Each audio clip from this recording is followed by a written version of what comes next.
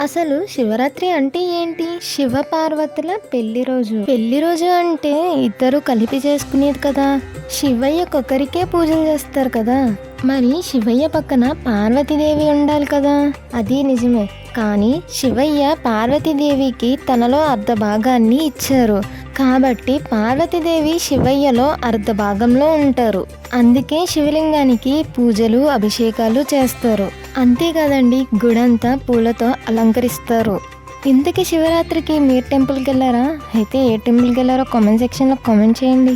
శివరాత్రికి ఒక్కసారిగానే అంత జనాన్ని చూడగానే భయం అనిపిస్తుంది. కానీ అంత టైం వరకు వెయిట్ చేసి అంత జనాన్ని దాటుకొని ఓం నమ శివాయ అంటూ ఆ స్వామిని చూడగానే మనసంతా ఒక్కసారిగానే తేలికైపోతుంది.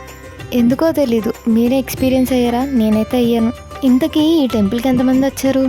లాస్ట్లో ఒక మాట, ఈ టెంపుల్ నేమ్ ఏంటో, ఈ టెంపుల్ ప్లేస్ ఏంటి అనేది కామెంట్ సెక్షన్లో కామెంట్ చేయండి.